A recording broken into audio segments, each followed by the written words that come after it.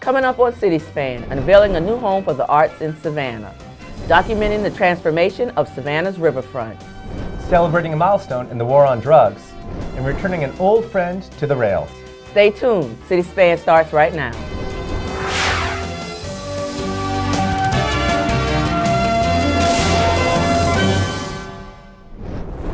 Hello everyone, I'm Margaret Williams. And I'm Brett Bell. Welcome to City Span, your source for news and information about Savannah City Government.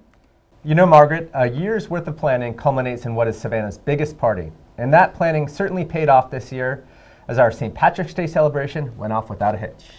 From the 4-day festival to the city-sponsored family-friendly Terror Fest to the 190th edition of the parade, spirited crowds decked out in various shades of green flocked to downtown to enjoy this year's celebration. City Span's Jody Jenkins has more.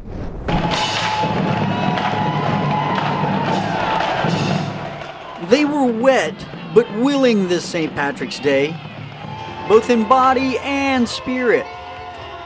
And while the rain clearly thinned the crowds that normally pack into Savannah during the celebration, those that turned out took up the slack and seemed to enjoy the extra elbow room. And the show went on, despite the rain, just as it has for the last 190 years. Though the St. Patrick's weekend officially started on Friday, the party began in earnest on Saturday with Terror Fest at Emmett Park on Bay Street. Traditional Irish dancing paired with Irish music and arts and crafts throughout the day. While down on River Street, the crowds were slowly gearing up throughout the weekend. But it was a kinder, gentler crowd, and arrests were down, as partygoers were generally pretty well behaved for the annual hoedown. Marty Johnston, Director of Special Projects for the City of Savannah, said this year's celebration was remarkable for its calm. I will say I think the parade was probably one of the record shorter parades that we've had, partly due to the weather, partly due to the day of the week it was. Crowds were decent. They certainly weren't to record levels that we have when the parade is on a weekend, say a Saturday, which has been the case in the past. However, we think everybody had a good time. Basically, everybody was well behaved. I think everybody was really pretty well, just wanted to have a good time, and that's what went on. Johnston said the biggest challenge this year, as in every year, was keeping the streets clean, and she lauded city sanitation crews for their diligence. I really would have to say, with police, our sanitation department was above and beyond, because even on the rainy days, there was trash in the streets, much harder to clean up because it's wet, but they were superb. Once the parade had passed, the crowds quickly broke up and streamed into City Market or down to the river, to the concert venues scattered throughout the festival area. And a multitude of bands cranked up to kick off the evening's entertainment. But neither rain nor damp could dim the spirits of the remaining faithful, who lingered well into the night. For City Span, I'm Jody Jenkins reporting. The public got its first look at the new SPLOST-funded Cultural Arts Center building on April 3rd. City Span's Carol Miller has more. Project architect Patrick Shea of Gunmeyer Shea called the building transformative as he unveiled models to the City Council. And after all the oohing and aahing, it seemed that the new center has a little something for everyone. The state-of-the-art facility will include a 500-seat theater, a 125-seat black box performance space, performing arts classrooms, visual art studios, and gallery space.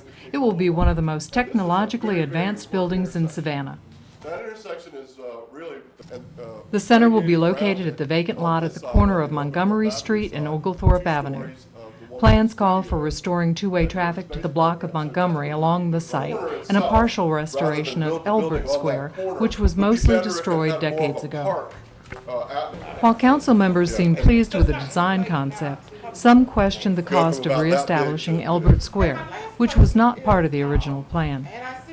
If all goes according to schedule, construction on the $19 million facility will begin in the summer of 2015 and will be completed by 2017.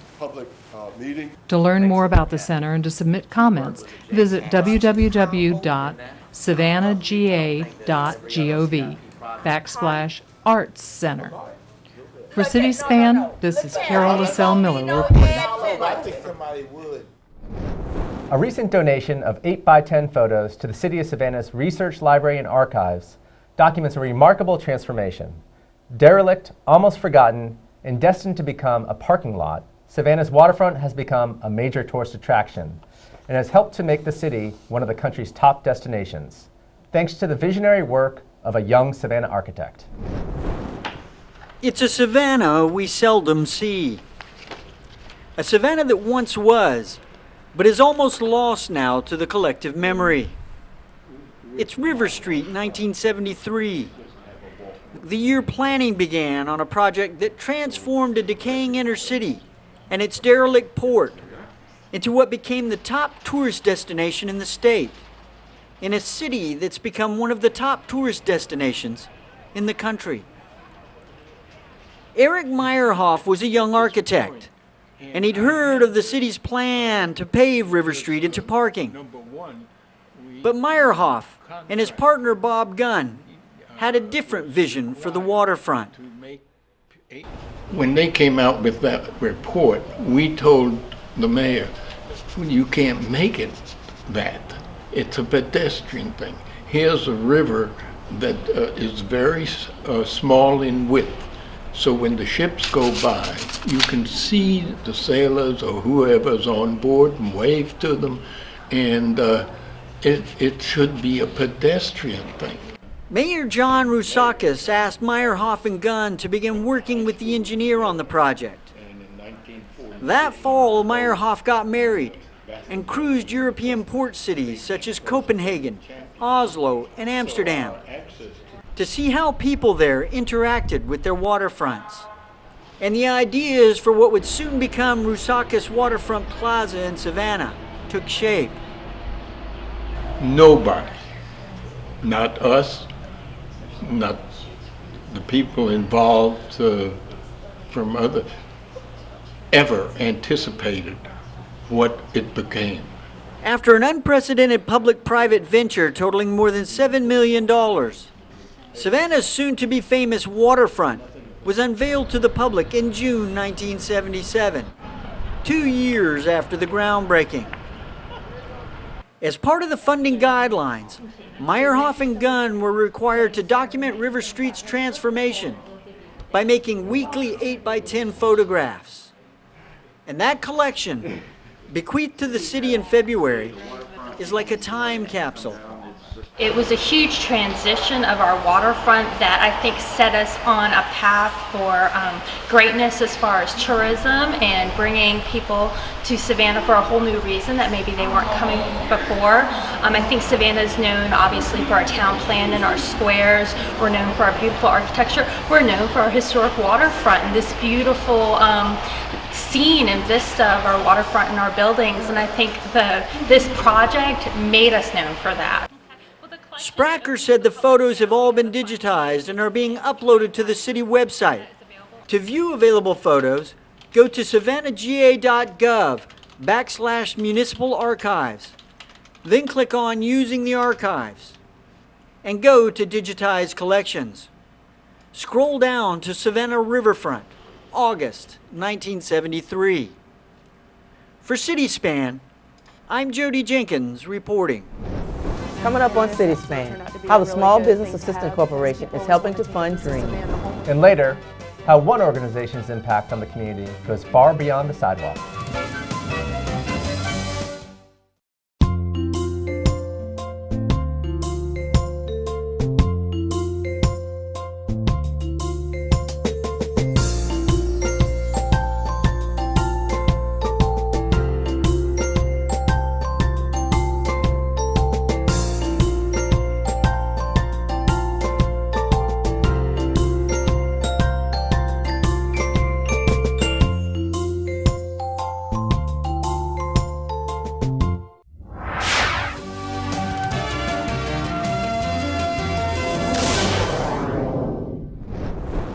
Welcome back to City Span. I'm Margaret Williams. After a spate of organized violent drug activity in the early 90s, area officials formed the Chatham-Savannah Counter-Narcotics Team, headed by Tom Sprague, a former DEA agent with experience fighting drug trafficking in Colombia. It was an effort to coordinate the federal, state, and local response to the rising tide of drugs in the area. The CNT celebrated its 20th anniversary in March, and officials from Chatham County marked the event with a ceremony. Officials say that local cooperation has been the key to CNT's success. It grew out of a need for an organized response to an organized threat. And 20 years ago, the counter-narcotics team became the sharp end of a collective stick to keep local drug organizations from ever taking root again right here in our own backyard. Ladies and gentlemen, what a wonderful morning it is to be here, and what gratitude we must give to the men and women who have worked so diligently for the past 20 years as CNT. It took vision and leadership to see it through. And two names kept cropping up during ceremonies to mark the anniversary of the founding of the CNT. Amen. In March. The first was Thomas Sprague, former chief of the Chatham Police Department and the first commander of the counter-narcotics team when it was formed in 1994. The former DEA agent had done time in Bogota, Colombia, in the heydays of cocaine. And under his leadership, the CNT had a 96% conviction rate. The second was Chatham County Manager Russ Abold, who was singled out as a stalwart of CNT. He was honored with a shadow box bearing Sprague's original CNT badge. Director Everett Reagan, who took part in first organizing the team, said the CNT gives all Chatham and Bryan County law enforcement authorities a stake in counter-narcotics. It gives every municipality, every police department a buy-in in the enforcement of narcotics. Drug dealers don't know any boundaries. They don't know city limits. They don't know county boundaries. They don't know state or international boundaries. The counter-narcotics team is a multi-agency task force that was formed in 1994. It's comprised of enforcement officers from Savannah Chatham Metro Police and the Chatham County and Bryan County Sheriff's Offices. It also includes municipal police from throughout Chatham County, as well as from the Board of Education. It has two tactical units, one to combat street-level crime and one to fight drug organizations. It also has an intelligence unit and a major case unit. For City Span, I'm Jody Jenkins reporting. Since 1989, the Small Business Assistance Corporation has provided help for small business owners in Savannah and the Lowcountry. As a new feature here on City Span, we'll regularly highlight area businesses that have benefited from those services. SBAC's Leandria Michael has more. This month's story is about how a passion for fashion, some hard work, and a little help from the Small Business Assistance Corporation helped one Savannah woman live her dreams. All About Kids is a children's boutique that boasts funky finds for trendy tots. Elisa Dickens, the owner, walked into SBAC one day, and the rest is history, or shall we say, her story. So about 6 years ago, I started having a dream that I wanted to open my own shop. I've always worked in a restaurant since I was about 11 years old and knew I just never wanted to own a restaurant, and started to look for ways to get out of it. Literally started rolling my coins and read the newspaper one day and came across an ad for a class at the SBAC, and they were offering for entrepreneurs for startup businesses. So I signed up for the class, went down and did the 4-hour session and got all the books and all the preparation I needed. Took that, started my business plan, and went back to the SBAC and met with a loan officer there who kind of prepared me and let me know of all the things that they were offering at SBAC, and that was sort of my jumping off point. From that point on, I was able to really create the idea that I had written down notes on for the last 6 years and piece it all together. From that point on, I submitted all of my paperwork and really pled my case on how I really felt about this and how I wanted to add to the community of Savannah. After living here for 12 years and walking these streets with my family, I noticed that there wasn't any children's boutiques downtown that could offer the sort of things that I had in mind. So I was really excited about it, and the SBAC actually gave me the opportunity to bring my thoughts and ideas and all of my little notes into a dream.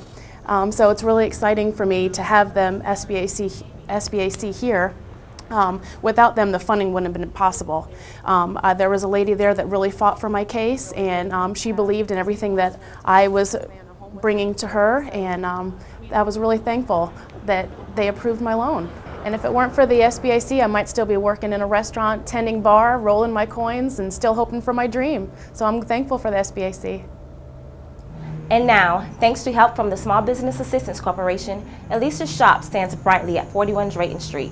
If you're interested in a small business loan for a new or existing small business, visit the SBAC in the Small Business Resource Center at 111 East Liberty Street, or check us out online at sbacsav.com. Like it did for Elisa, SBAC can help you find and fund your dreams. Reporting for SBAC, I'm Leandria Michael. From the Savannah Bells Ferry to the DOT Downtown Shuttle to environmentally friendly hybrid buses, Chatham Area Transit, or CAT, is an important piece of Savannah's transportation plan, providing a variety of options for residents and tourists. CAT's Patricia Hawkins has more. Hi, I'm Patricia Hawkins with your monthly CAT update. One of Chatham Area Transit's new routes is taking flight. Since its debut a few months ago, ridership on the Airport Express route has continued to soar. This new service travels between CAT's Downtown Transit Center on Oglethorpe Avenue and the Savannah Hilton Head International Airport. One-way fare is only $1.50, and service to and from the airport is typically available on an hourly basis. We expect the upward trend to continue as tourists make plans to visit our beautiful city. In other CAT news, we're excited to introduce a new program for our youth. Younger passengers ages 17 and under can purchase a summer youth pass. For just $40, you get unlimited rides during normal operating hours on any CAT route. The summer youth pass is good from June until August 2014. Only 500 passes will be sold, so visit our website now at catchacat.org to print out the pre-registration form. Once you complete the form, mail it along with your $40 payment to the address provided. Or you can drop it off to the Transit Center located at 610 West Oglethorpe Avenue to reserve your summer youth pass. At Chatham Area Transit, we're always looking at ways to enhance and improve your riding experience. Stay tuned for next month's update, or you can visit our website at catchacat.org for the latest information about our new and exciting services. Until then, I'm Patricia Hawkins, and as always, thank you for catching a cat. Each month here on City Spin, we team up with the folks at Bank on Savannah, an initiative of Step Up Savannah, to provide you with easy tips to help you make the most of your money. With more, here's Richard Reeve from the Consumer Credit Counseling Service of Savannah. April is tax time, and that's the perfect time to reevaluate the amount of money that's being withheld from your paycheck. Whenever you start a new job, you fill out a W-4 form for both the federal and state government. But you can also change that information at any time throughout the year. The information that you put on your W-4 form tells your employer how much in taxes to withhold from your paycheck. Sometimes people have too much withheld, giving them a large refund at tax time. We all like big tax refunds, but sometimes that money could be better used throughout the year. It's also a good idea to revisit your W-4 form whenever you have a life change, like a birth of a child moving out of the home, or a divorce. Since everyone's situation is unique, it's a good idea to have your most recent tax return with you when you review your W-4 form. The W-4 consists of 2 pages. Let's start by reading the information at the top of the W-4 form. The first step is to complete the Personal Allowances worksheet for the current year. The goal is to figure out how many withholding allowances to claim. An allowance reduces the amount of tax. The number of dependents you have, your tax filing status, and the types of credits you claim on your tax return all factor in to the number of allowances. If you plan to itemize deductions, there is a deduction and adjustments worksheet on the second page. There's also a worksheet on the second page if you have more than one job or have a working spouse. These worksheets will help you more accurately determine your allowances if those situations apply to you. Lastly, enter your information and sign the bottom of page 1. You can turn this into your Human Resources Director or Manager at any time. It is important to be accurate when filling out your W-4 because no one wants to end up owing money at tax time. However, if you're someone who gets a really large refund every year, you might want to think about getting some of that money in your paycheck throughout the year instead. Reviewing your W-4 and comparing it against your tax return will help ensure that you're withholding correctly. Remember, you can change your W-4 at any time. Stay tuned for next month. Until then, I'm Richard Reeve, and you can bank on this.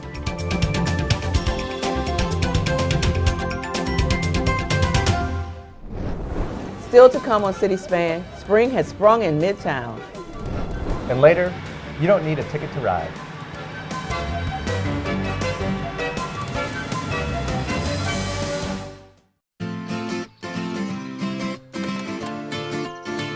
Georgians are people on the move, with a wide range of choices on how they get from where they are to where they're going, and all points in between. Just remember, you're sharing your view with others. Be visible, be predictable, and be alert. No matter how you travel, follow traffic laws. Let's get there together, Georgia. A message from the Governor's Office of Highway Safety and Georgia Bikes. Hey, Mom.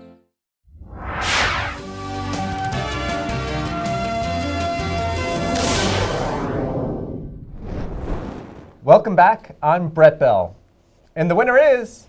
this quarter's Golden Broom Award goes to SCAD for its beautification efforts at its Gulfstream Center for Design on Montgomery Street. City officials and SCAD representatives were on hand for the event that turned into a mutual recognition of the college's profound impact on the entire community. SCAD has helped define the way the world sees the city, and the importance of that special relationship was highlighted in March by the large turnout by SCAD and city officials for the presentation of the Golden Broom Award. Even Mayor Edna Jackson was on hand for the event. And it was Alderman Carol Bell who best summed up the feelings on both sides.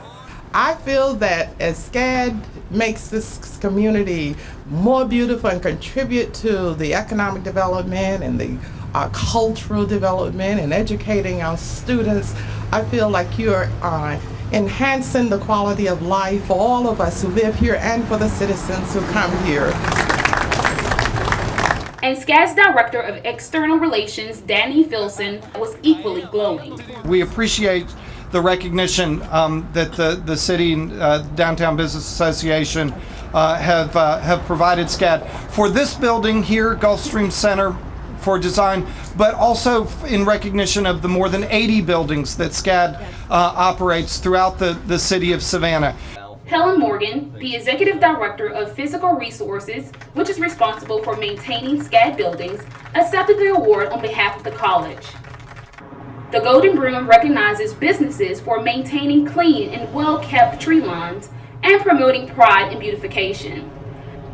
For City Span, I am Alicia Scott reporting.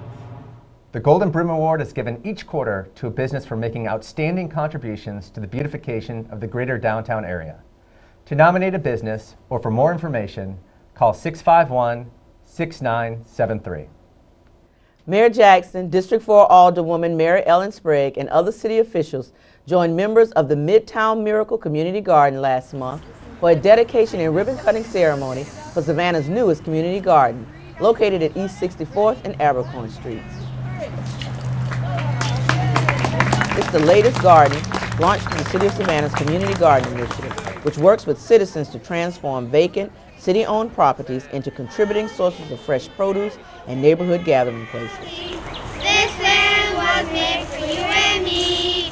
This land is your land. This land is my land. But I think here, this is the beginning of something that's going to be great. I love this partnership already. Just walking around and looking in the garden, you can't find all this stuff in the supermarket. I'm very happy because of what's here, because of the healthiness of the stuff that's being grown here.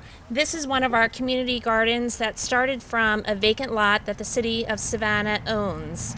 And we have been trying to come up with uses for these vacant lots to beautify the neighborhoods, to get the community involved, to really make it a beautiful place for the community. And we're just really, really excited. This is really an example of turning lemons into lemonade. Vacant lots are not traditionally a good thing in the middle of a city. They tend to get overgrown, they tend to be rodent infested, they tend to be trash collectors, so they're not a good thing. But thanks to the vision of Carol Greenberg, who has been incredible, she has made this into lemonade. We want this to happen in every neighborhood. As you were told, we do have community garden in a couple of other neighborhoods, but we want this to move about throughout Savannah because it adds to the character of Savannah. The city recognizes that community gardens are a valuable investment in our neighborhoods. They contribute to healthy initiatives, community development, environmental awareness, positive and social interactions, and community education. The Midtown Miracle Community Garden is the third garden started through the Community Garden Initiative. Another 3 are in the construction phase. Neighborhood residents, organizations, and groups who wish to plan their own community garden project or participate in an existing one can visit www.savannahga.gov/garden for more information. A different kind of community garden has sprouted at the Jepson Center for the Arts, just in time for Earth Day. City Span's Jody Jenkins has more. In these days of mindless mass consumption and the mountains of waste it creates, Carrie Hovey gives us flowers to illuminate an idea. The San Francisco installation artist spends her days dumpster diving, salvaging small slivers of wire and beads and colored paper and fabric. And then she spends days and months cutting and shaping and twisting them into magical arrangements that reveal the DNA of our refuse stream. They tell us the story of our consumer society.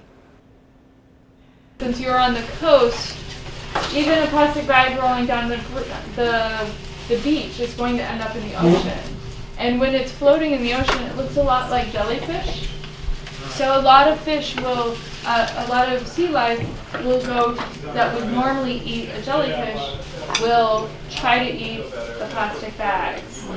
I've actually been asked, why do you make such beautiful things about such an ugly topic?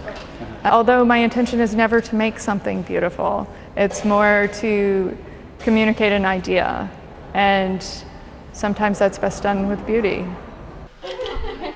Hovey was in Savannah in February to do an installation. She returned in March for a residency, conducting workshops to teach her methods to area youth, and by symbiosis, to spread awareness about waste and the city of Savannah's recycling efforts. I think the children are actually so much more aware of recycling and the ease of it than their parents are, for the most part. I think people of my generation grew up where it was an endless supply. And so it's harder to change old habits, whereas if you get them while they're young. Well, I'm not above having children shame their parents into doing things. And children can be quite persistent. So if your child is saying, Mom, don't get that plastic bag, that's a good thing. The workshop participants created individual flowers that were woven into an installation in the community gallery. They also made bouquets and other florals that became part of the larger work. Hovey's installations and the community garden created from her workshops are on view at the Jepson through mid-August. Reporting for CitySpan, I'm Jody Jenkins. The City of Savannah invites you to its Earth Day Festival, April 19th in Forsyth Park. You can learn more by going to earthdaysavannah.org. And finally on CitySpan, an old friend is back. Dottie, Savannah's iconic 1930s era trolley that runs back and forth along River Street, was returned to the rails last month after a one-year absence. The environmentally friendly streetcar was taken out of service in early 2013 because its weight was causing excessive wear and tear on the wheels from pressure and constant use. The city spent $81,000 out of parking fee revenues to have Dottie fitted with new custom-designed steel wheels and axles. The city will be conducting test runs before returning Dottie to regular service. You know, I just love that streetcar. You know, I didn't get an opportunity to ride it, but it was so nice seeing it going up and down River Street. The tourists and residents really liked the idea of a streetcar on River Street. People go wild over that thing. I mean, they just pack that thing right up and down. I think it adds to the ambiance and the excitement and experience of River Street. And it helps for those of us who are kind of lazy on our feet. And the elderly who need it. There you go. Well, that's going to do it for this edition of City Span. Don't forget, for the latest news and information about the City of Savannah, keep it tuned to SGTV, visit our website at savannahga.gov, or follow us on Facebook and Twitter. Until next time, I'm Margaret Williams. And I'm Brett Bell. Thanks for watching, and thanks for making Savannah your home.